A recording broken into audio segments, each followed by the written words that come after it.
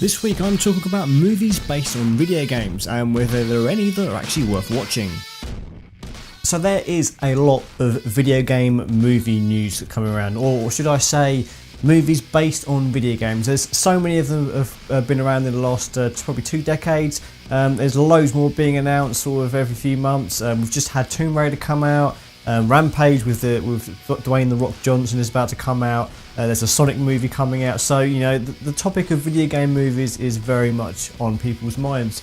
And I guess the problem with video game movies is, I think the biggest issue is that when you take like an adaptation of a book, for example, when you make it into a movie, you're adding something to it. You're adding, you've basically they're visualising it for you, whereas before you're reading it and sort of thinking it all in your head. They put it on the screen right in front of you.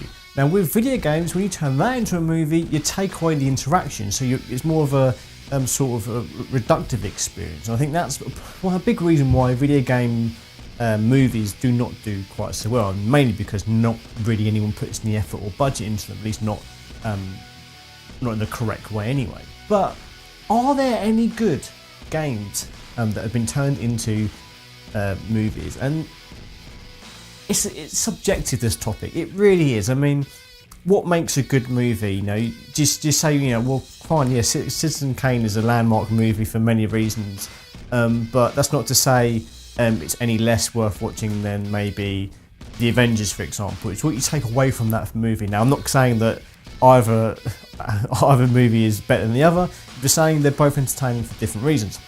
So I thought I'd think of a few films that I actually don't mind watching.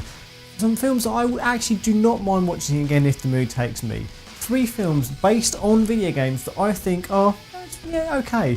Not exactly Oscar-winning material, but entertaining. And isn't that what movies are supposed to be at the end of the day? Entertaining. To make something to draw you in and make you watch. So 3 movies.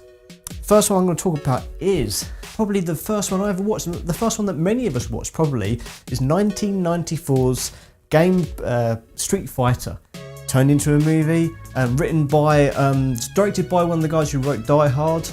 It is probably, what can you say about Street Fighter, the movie, that hasn't already been said already? I mean, it's an utterly ridiculous film. It's sort of one of the last excesses of the sort of late 80s, early 90s action movie. Big budget, lots of action going on, a very threadbare story that honestly has nothing to do with the game. It's sort of like they took this action movie and decided to just throw the Street Fighter characters in. But you know what? It works. It's entertaining. You may say it's crap. You may say that it doesn't really do the license justice, but what you can say, for better or worse, that it's interesting to watch. And there are reasons why. I mean, this is a movie that it looks like, when you see the final scene in the whole movie, which basically all the characters in their costume straight from the game. And if you think about it, every moment in that film, Street Fighter, works to basically get them into those outfits and in those poses by the end of the movie. It's insane. Like, they mess around with all the character backstories, and for some reason Chun-Li's a reporter, and her crew is M. Bison, or Balrog, whatever you want to call him. I always get confused. And E. Hondo, and it's just like, for some reason Ryu and Ken are arms dealers. It's all just incredibly stupid and has nothing to do with the game. But it has these sequences, these fight scenes, these action sequences. It ticks a few boxes. Not enough of them, to be honest, but the thing that makes Street Fighter the movie for me, and I'm sure if you like this film it's the same for you, is Raul Julia, his final appearance in a film before he passed away from cancer.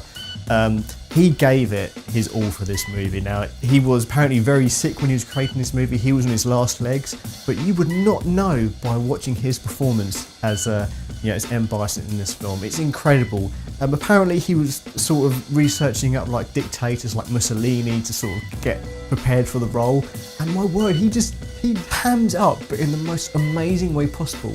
Every scene with M. Bison and Raul Julia in is just incredible, and you can't help, you never turn it off when he's on screen, because it's just such an incredible performance. It's absolutely hammy, just ridiculous as hell, but it just works.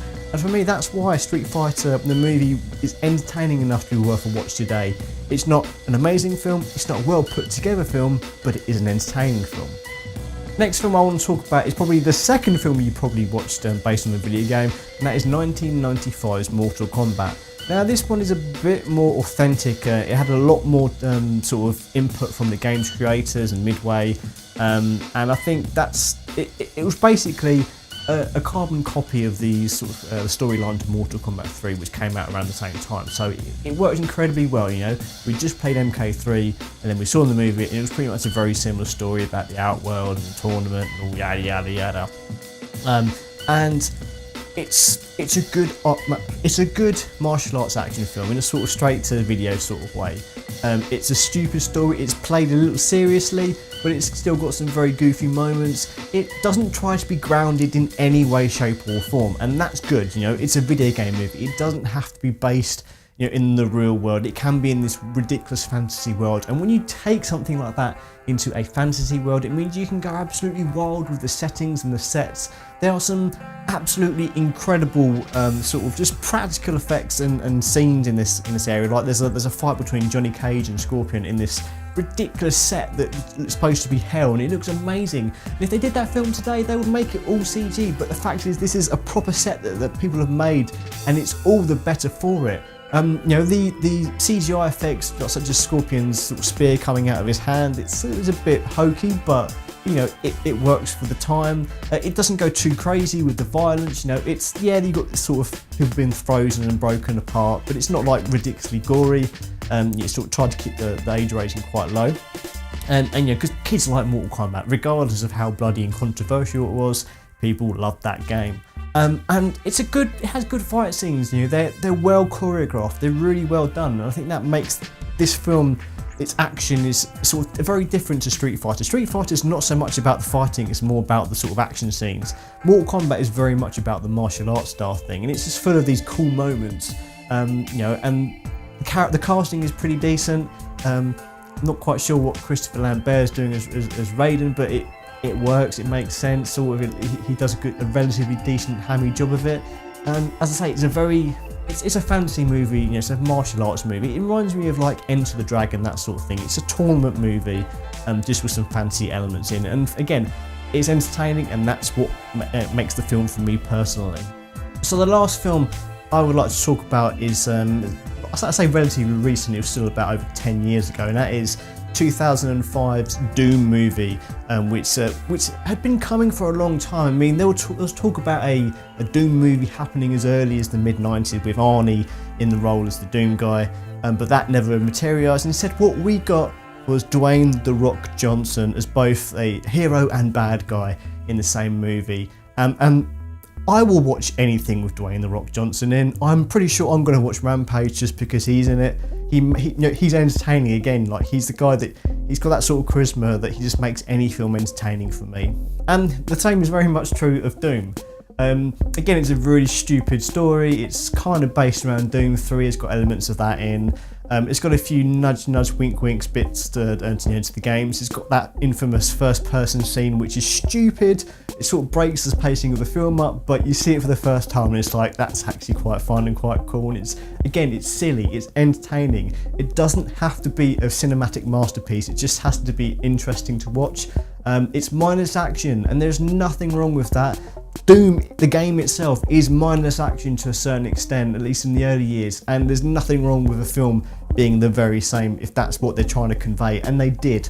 You know, it does what it needed to do, and again, it's an entertaining movie. It's got all the action, the guns, the violence, the references, the BFG, which is probably one of my favourite scenes in the whole film. It's just when The Rock picks up and the BFG and finds it, it's a big fucking gun.